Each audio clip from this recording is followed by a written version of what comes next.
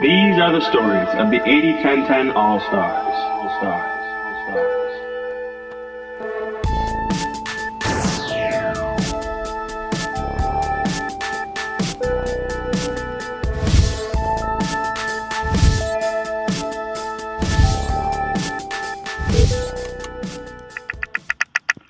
Hello, Ruth Heidrich speaking. Hello, Dr. Ruth. This is Kevin. Hi, Kevin. Hi, it's nice to hear your voice. Yeah, thank you for setting this up. Yes. Well, how's the weather there? Oh, fantastic. As always, it never or hardly ever is an issue because the temperature is always perfect for running, biking, swimming, lifting weights. There's never any really high winds. We've been lucky in terms of hurricanes. I guess once every 10 years we get something. The water is always a nice temperature. It's just a perfect place to live and train and be healthy. When did you move to Hawaii? Oh, I'm fourth generation on my father's side. Oh, wow. Okay. In fact, my great-grandfather invented the ukulele. Really? He had a shop in downtown Honolulu, where he made ukuleles, and the Hawaiians, King Kalakaua, first heard it and loved it, and it just took off as a Hawaiian favorite. Oh, wow. So I haven't lived here all my life. I've gone to school, went to high school in California, San Jose, went to UCLA, graduated from UCLA, went to USC for some graduate school, came back here, graduate school, University of Hawaii, got a PhD in psychology, well, all except for the dissertation, and that's when I switched fields, when I discovered nutrition. Far more important than psychology in terms of health and people. You said nutrition is far more important than psychology? Oh, yes. Why would you say that? Well, I studied psychology for 4 years as an undergraduate, got my major in it, and went on, got my master's in it, and started down the road of clinical psychology. I did an internship as part of the master's degree, and really felt so frustrated that I saw so little results in the people that I was counseling and helping. And at the Queen's Hospital, I did a second internship working with a psychiatrist, and again got so frustrated because there weren't any results. People didn't seem to get better. In fact, a lot of them got worse. And so I thought, there's got to be another answer. And that's when it kind of fell into my lap when I was diagnosed with breast cancer. And that, that's a whole story into itself, which I guess we'll go into. But after spending 2 hours with Dr. John McDougall, it just hit me. That's the problem. People are not eating the right foods, and if they don't have good nutrition, how can their brains be operating? No wonder they have so many problems. And that's when I thought, actually I said to Dr. McDougall, I would like to go to med school and become an MD. And he said, nope, they're going to not teach you anything about nutrition. You can do far more good by teaching people how to eat. And that's when I switched fields and started studying nutrition. I already knew a lot about exercise because I had started running back in 1968 when I came across a book called Aerobics. And in 1968, nobody had heard of that word because Dr. Kenneth Cooper had just coined it. He had been doing research for the Air Force and trying to find out why all these enlistees were so out of shape. They couldn't march. They were overweight. his job was to whip them into shape to get combat ready because we were going into the Vietnam War. And he found that if he could get them running, that the changes were so fast and immediate that they were combat ready in a relatively short period of time. Got out of the Air Force, published this book, Aerobics, and set up the Cooper Institute in Dallas, Texas. And fortunately for me, I saw that book and I thought, wow, that's fantastic. It seemed to help everything from head to toe, from my insomnia to my flat feet and my very sore back. I'd had 2 ruptured discs and been threatened with back surgery, spinal fusion, and laminectomy. And when I started running, all those problems went away. Well, that was when I was 33 years old. So here I go sailing along thinking that I've got all these health issues handled. Back again, 1968, I was 33. So I had been running for 14 years when I found this lump in my breast, and it turned out, as most people now know, it was breast cancer. In fact, it was metastatic breast cancer. It had been growing for several years before it was ever diagnosed, and I could not believe it because here I'd gotten to the point where I was running marathons. How could I get breast cancer? I thought that I was eating a good diet. Actually, I can go back a little further. 1952, in my first year of university, I took a nutrition course. And you know what they were teaching back in 1952?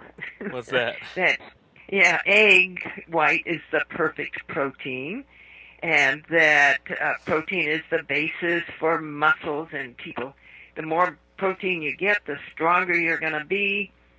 And let's see, I guess that was the main issue, all about protein. And of course, that included a lot of animal products.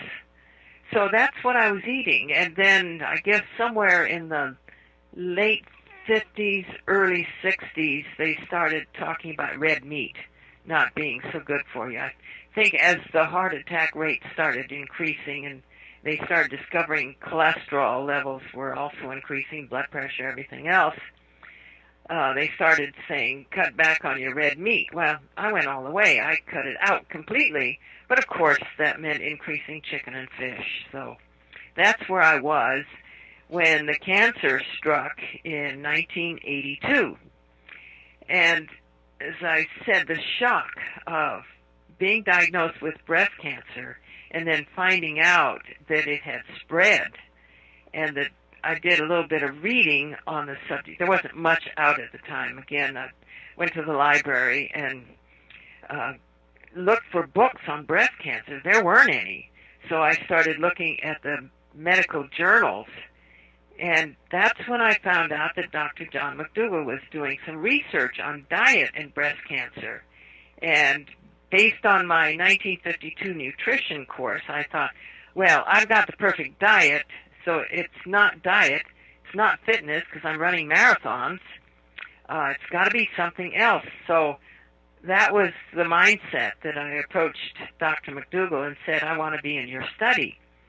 And so he said, get your medical records and come to my office. I want to talk to you. So I did that, and as I got into his office, he opened my medical records and started looking at them, and he says, And I said, what?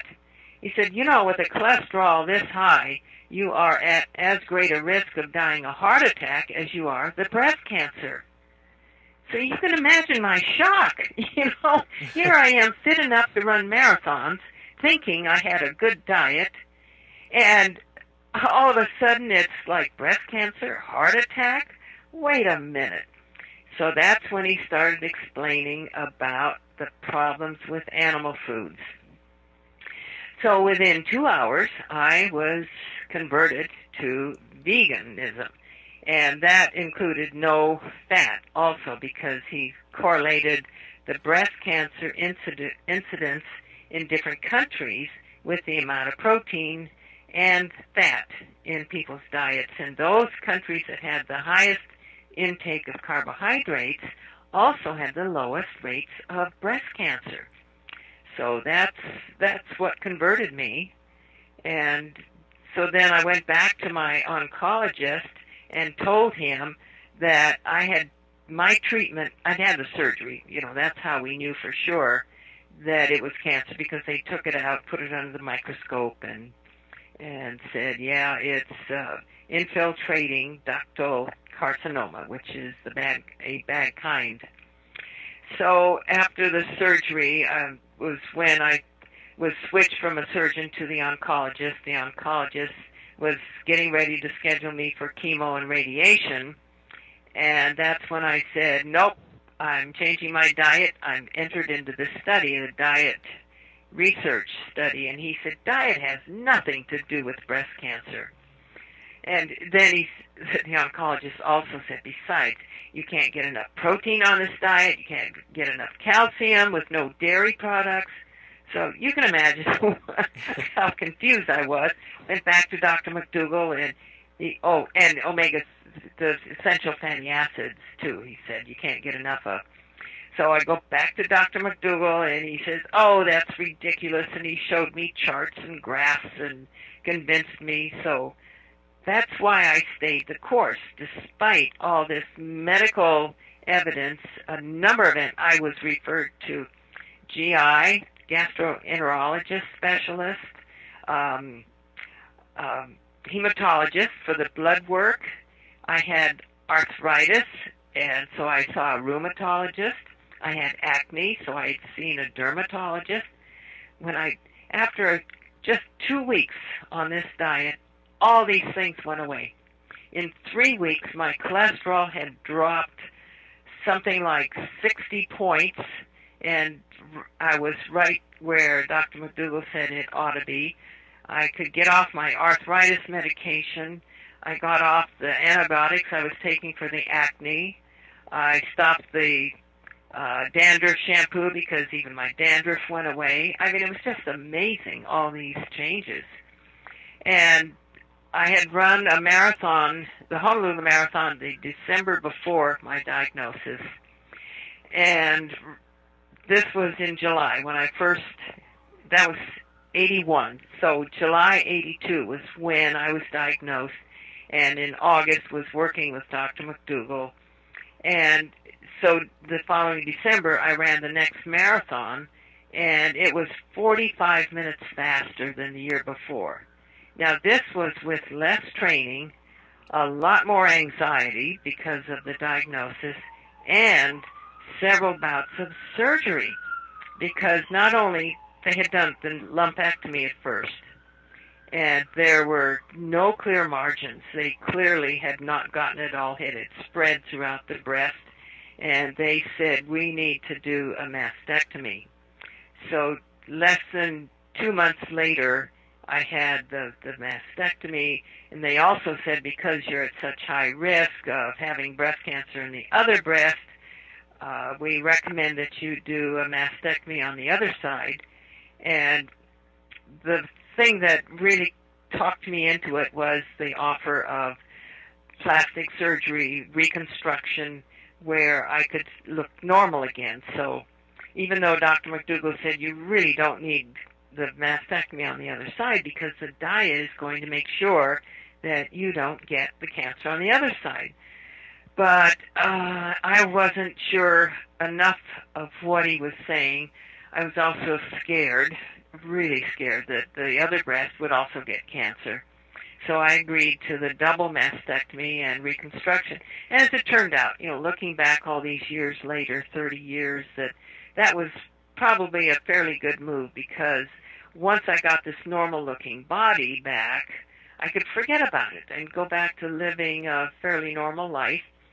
And that was at the same time that I started doing triathlons. That's when I discovered the Ironman Triathlon, right about the same time. And that happened when, after the surgery, I hadn't gone back to work yet. I was still recovering from that, and happened to be watching television. I was just channel surfing and happened to see the Ironman Triathlon, which was taking place right here in Hawaii on this island. And I thought, wow, I'd never heard of it, never seen it before.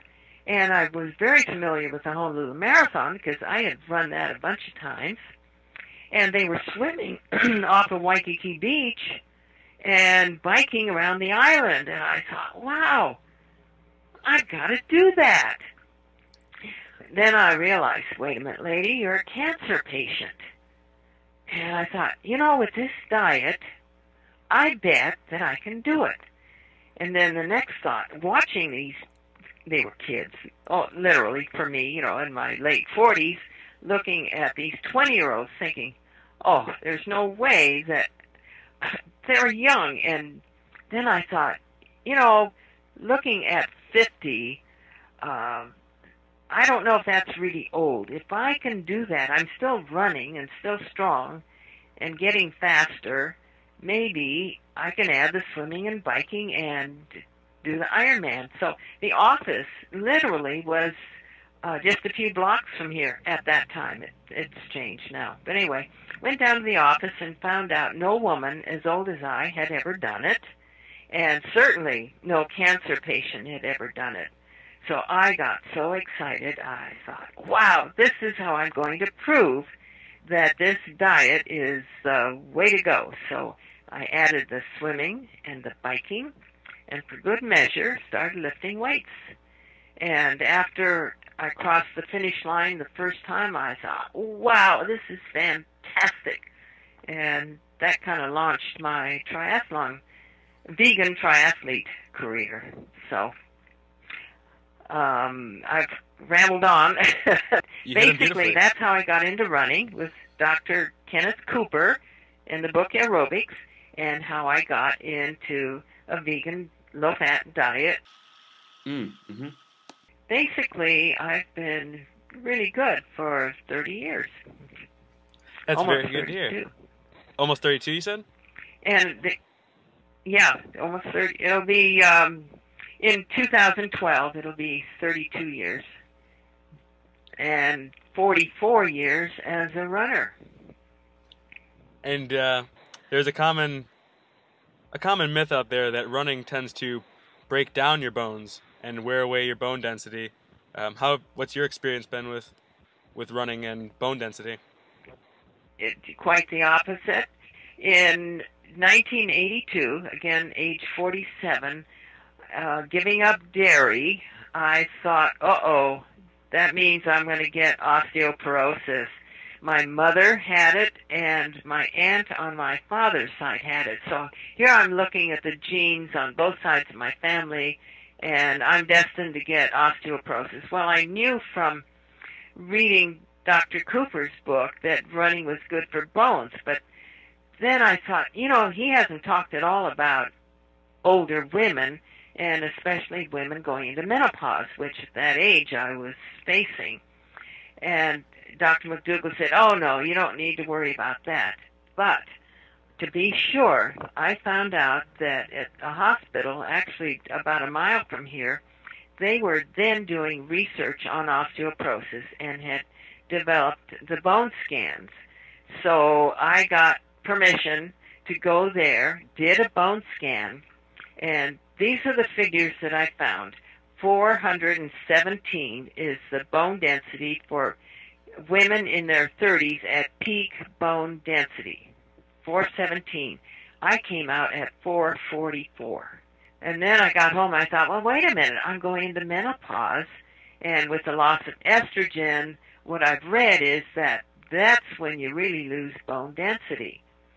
So the next year, and of course in the meantime, here I'm training for the Ironman, right? I added the swimming and the biking and more running.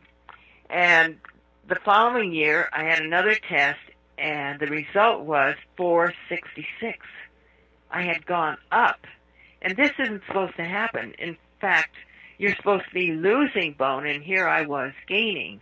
And the next year, I had gone up even further. So that was when I realized that between the diet and running, which I think is just as important, if not more important. The diet provides you the raw materials, but the running, the impact, each time you strike the ground, you send up little tiny shocks, a piezoelectric effect, which stimulates the osteoblasts.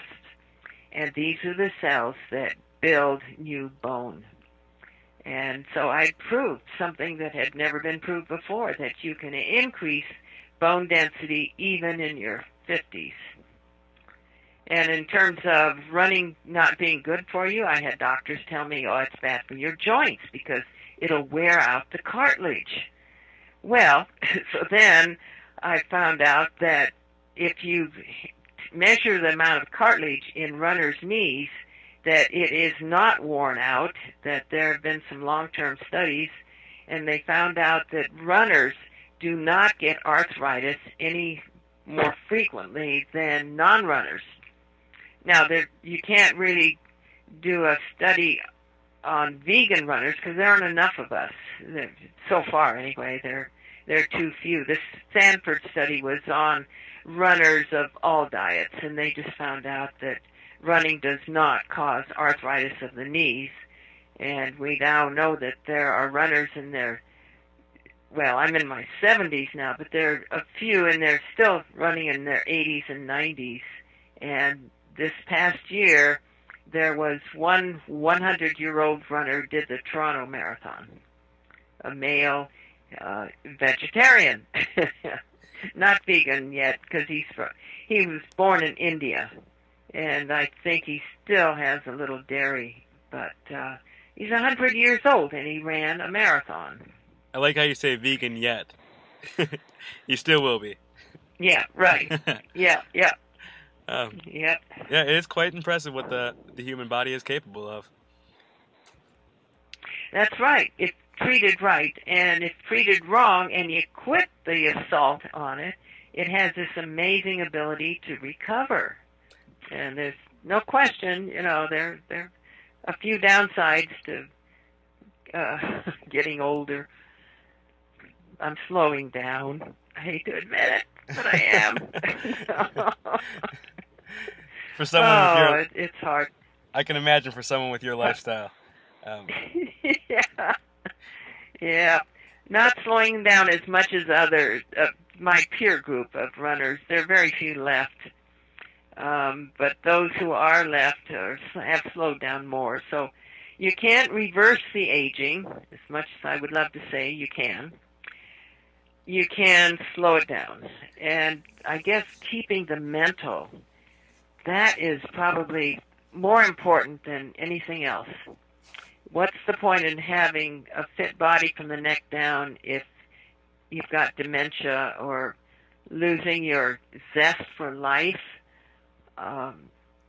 So that's become a priority for me, studying it to find out what happens to the brain as we age. And what I've discovered is that this diet and exercise program is the best way to take care of your brain and keep those synapses synapsing as you get older. You keep learning, you keep trying new things, and hopefully by the time I hit 100, I'll still be pretty sharp and maybe even still writing books. Who knows, huh?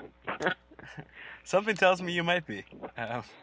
You've taken it a little step further in as far as your diet.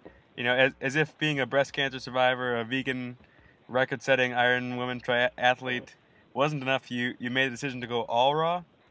How'd you come to that decision? Well, okay, that's an interesting story in itself. I had heard about it in 1999. I had heard Dr. Doug Graham's lectures.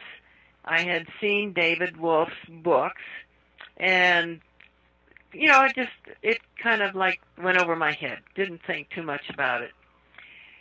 On the way to Summerfest in 1999, he wasn't my husband then. We were driving across country. We stopped in Pecos, Texas, and he picked up a bug.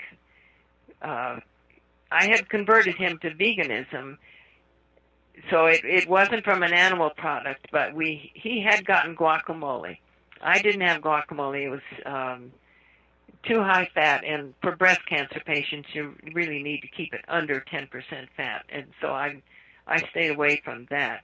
And that was the only difference in what he ate and from what I ate.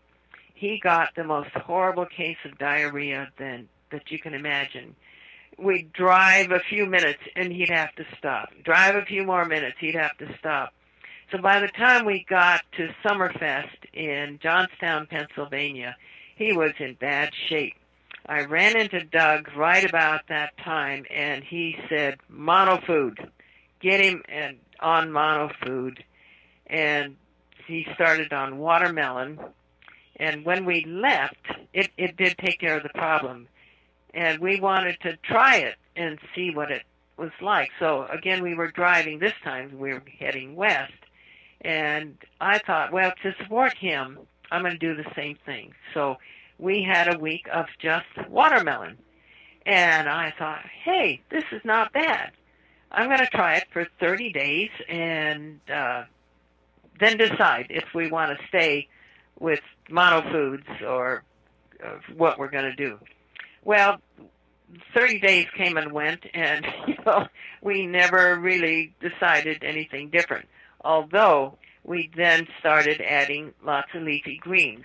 Kale became my next favorite food after watermelon, and in studying nutrition and getting the most nutritional bang for your buck, and still being concerned about my bones and getting lots of calcium, but also the iron and manganese and potassium, all the different, actually more than 13 ingredients that you need for healthy bones. They're in the leafy greens. And so that became the focus. And this is the way we eat to this day. We have two main meals. I do my daily triathlon in the morning, then I eat my, you can call it breakfast because it is what breaks my fast, and it's a bed of leafy greens with fruit on it. And the supper is a bed of leafy greens with the veggies on it. So oversimplified, of course, but that basically is the way we both eat and have since 1999. I think the number one priority message that I'm trying to get out to people is the vegan aspect of it. Then if you want to fine-tune your diet, tweak it to get better, then raw is the ultimate, the best way to go. Did you notice That's any? my philosophy. Sorry. Did you notice any significant differences when you changed? Why did you stick with the raw vegan? Well, I like it for one thing. It's delicious. It is faster. Cooking is a non-issue because there is no cooking. So putting together a meal is so much faster. There's no cleanup. So time is a major concern for me. I would much rather be out doing things than I would be slaving over a hot cutting board. So meal preparation is fast. We throw together a meal in 10 minutes, all our meals, and cleanup is almost non-existent. So time is a major factor. Taste is another factor. I noticed in my own recovery, maybe not in performance, but in certainly recovery, I noticed I was recovering quicker. Maybe once again, that's just a subjective opinion, but I felt that was noticeable for me. Yeah. Sorry, the food is digesting. I can say for sure there is faster recovery. Yeah. And no soreness. I haven't had any muscle soreness even after an activity that in the past I know, like if I hadn't done hill work for a while, and I do a bout of hill work, and I used to be sore afterwards, and I haven't been sore for well over 10 years.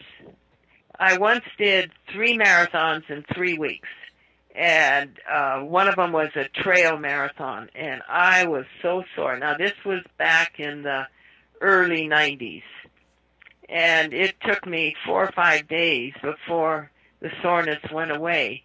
I venture that if I did the same thing today, that there would be no soreness. I think that's another thing with being super fit, is the muscles have changed their composition. The actin and the myosin fibers in the muscle have now been trained, and they don't get sore. Plus, with all the antioxidants in your diet, in these foods, that they control for all the free radicals that exercise creates. It keeps up with them very well, and that's another reason why we recover fast and performance probably improves. That's a great answer. So you mentioned a little bit about what you ate yesterday, or what you generally eat, but do you have a favorite meal? That's it. That's your favorite meal? That is, leafy greens and fruits in the morning, leafy greens and veggies in the evening. Oh, my dessert, I forgot to mention that. It's a large bowl of blueberries, mainly for the brain. And there was a study that came out a few years ago about prunes and the benefits to bone health. And I like prunes or dried plums for a number of reasons. So I have blueberries, prunes, and a handful of walnuts. I recently had a blood test, and my omega-3s came out at the top of the chart. And I was happy to see that. And so was Dr. Bill Harris. Do you know who he is? I'm not Dr. familiar. William Harris. He's, Doug Graham knows him. He's also the author of The Scientific Basis of Vegetarianism. He was concerned about us older vegans getting enough of the omega-3s, so he arranged for me to have a blood test. It's a hard test to do, and you have to know the right laboratory, so he set it all up for me, and we were both amazed that I was right at the top of the chart on my omega-3s. So this diet obviously is giving me what I need there. And that's the only fat that I really have is the handful of walnuts. I want to say thank you just for being so willing to test the limits, both of your own personal fitness, and for being so willing to take certain tests to help validate the diet's efficiency and effectiveness. I think that's really important when we try to tell others that we think it works, that there is very little question that it's important. We keep running into all these naysayers, the ones who like the paleo diet or Atkins, of course, which is a disaster.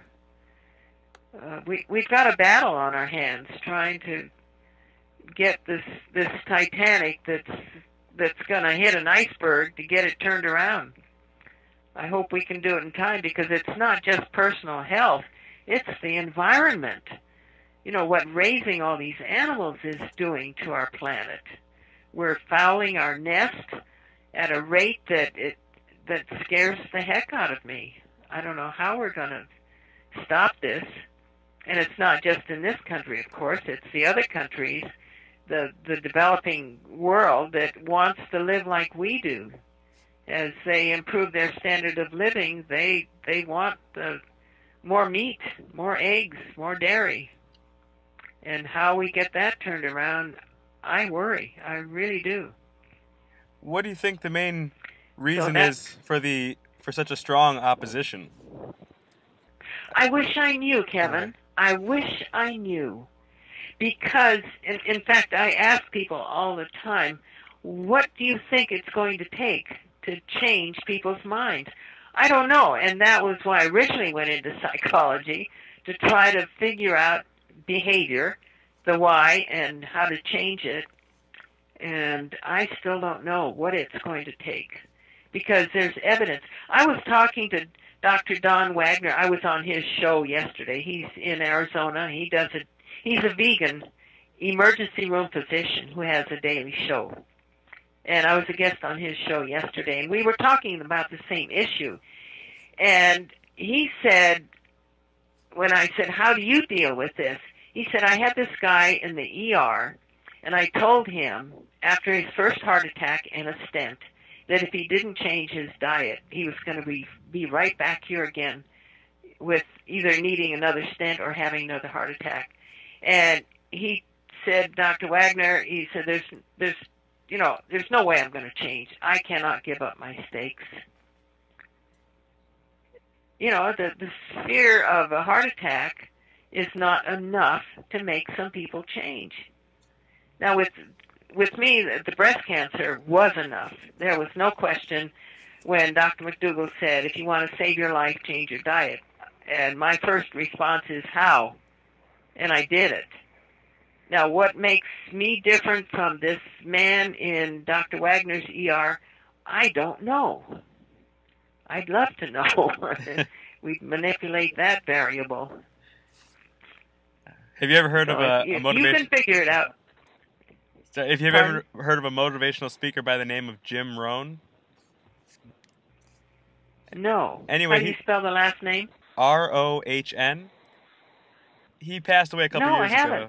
But he had a saying that said, some people do and some people don't. That's as far as you can go as far as figuring out the psychology of humans and why they don't do things they know they should do. I know, it really would be nice to have a definitive answer, and so we could definitively fix it, I guess. Yeah, well, if you can figure it out, please let me know. I've written books, given talks, either one-on-one or to large groups. I'm going to be in Portland in September at their Vegetarian Society, or their festival, or whatever they call it. I'll be speaking there, and that'll probably be a good-sized group, because Portland is really turning things around as a city, I think. To add some optimism, from my perspective, I feel that we are actually headed towards a nice turning point that, due to the easy access to the internet and the more and more it develops, it seems that the truth may be easier to access for larger numbers of people. And, with that, you can hope that people use some of the information they find. Yeah. And we have to be able to counter the negative, because the negative can use the internet as well. Certainly. I've read some of the blogs and the comments. You put something on YouTube that is pro-vegan, and then I read the comments afterwards, and some of the comments just really make me angry, disputing this, or the stupidity, and I hate to say that, but it's true, the stupidity of some people. They just don't get it.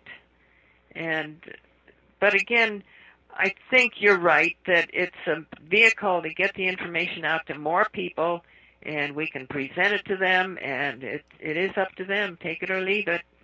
Right. But with the promise of good health and longevity, and even with what we know about epigenetics, what we do today with our genes is going to affect the next generation and even the grandkids, the second generation. So it's not just us. It's the future of us humans as a race. It really is, yeah. Yep. I don't mean to get too off topic, but just in the flow of having a conversation with you, there's a book by Aldous Huxley called A Brave New World. And oh, yes. And in that, I very much see the dietary patterns of people similar to the use of soma in A Brave New World, where the entire population is consuming it, and so they're not able to see themselves in an objective manner to realize what's really causing the main issue on the planet. Yeah. Aldous Huxley was a genius. He really had it figured out Also, George Orwell's Animal Farm is another book. There are some good books out there that wish people would read. I'm curious, what would your words be for someone who has just been diagnosed with, say, breast cancer, and what would you recommend they do? Well, it's all in A Race for Life, where I start out with the story of how I was running marathons and very fit and still got breast cancer, and how I fell into this coincidence of Dr. McDougall right at that point looking for subjects to participate in the diet research, and why I know that that chemo and radiation are not the answer for breast cancer, despite oncologists still telling women and men, men do get breast cancer, about 1 in 100 cases of breast cancer in males, and why the diet is going to be the way to control it. There's no cure. It's giving the immune system enough power to manage it. And that's what I would tell people in much more detail in A Race for Life. Okay, so if you recommend that they should buy a copy of your book and read it and take some of the advice from there. Yep, and that's why on my website I have an Ask Dr. Ruth. There are 6 boxes when you go to ruthheidrich.com, and one of them is Ask Dr. Ruth. And when you click on that button, you can ask me anything you want, and that's where I get all these women, many, like you've just said, they've just been diagnosed with breast cancer, and they've Googled it, or somebody's mentioned it, or whatever. But there was a woman a couple of weeks ago who was supposed to start chemotherapy, and she went to her oncologist and said she's going to try diet first. And they tried to talk her out of it. They wanted her to take the chemo and radiation, and she was insistent and emailed me back 3 or 4 times, and I said, stand your ground. They are going to try to convince you, but ask them to show you evidence that chemo and radiation will extend your life. There won't be any. They can't. And I can show you at least anecdotally that it made a difference in my life. And so she is held steadfast, and at least for her they've said, well, keep the door open, and we're here if you change your mind. So that's good news, because there have been doctors that have threatened to fire a patient if they don't do what they say. It is a shame. There does seem to be a strong opposition in the medical field to dietary change as a means of recovery. Yes, absolutely.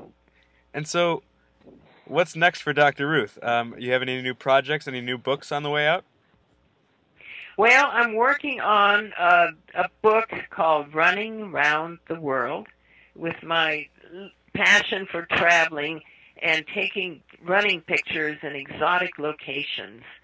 And I've got, like, running at Stonehenge, running on the Great Wall of China, running in Moscow, running on the Sydney Harbour Bridge in Australia. There have just been some fantastic locations, and I'm trying to convince people that you want to see the world, that's on your bucket list, and you want to do it on foot in the most exotic locations. Another one, the Komodo Dragons, you've heard of them? Yes. They're 12, 15-foot dragons, and they're man-eating. Well, I've got a picture on my computer with me in front of these Komodo dragons. A Buddhist temple that was built in 700 A.D., Borobudur. I'd never heard of it until 2 years ago, and I've got a picture of my running there. It's 7 levels of enlightenment in Indonesia. There's just so many exciting things on this planet that you have to go there to see it and to believe it. And I'm collecting all these photographs of running. seeing them on foot. So that's one of my projects, and more places that I haven't seen and some that I haven't yet heard of. Antarctica, I want to go there too. Do they have a triathlon? They actually have it. They have a marathon there. Oh wow, okay. No, you can't bike. You can't bike and swim down there, but you can run. So that's also on my list. Cool. If you've got any more questions, email me. I do have to get going. Yes, thank you very much for your time. I really appreciated talking with you. Yeah, it's been fun, Kevin, and I hope we can persuade a few other people that it works. It works for us, for the planet, for the animals. It's the way to go. Thank you for your message. I'll be spreading this all around the different vegan and cancer sites that I can find. Good. Okay. Thank you, Kevin. Thank you, Dr. Ruth. Have a great day. Stay in touch. I will. Stay in touch. Okay. Okay. Bye. Bye. Join us next week for another exciting tale of the 80-10-10 All-Stars.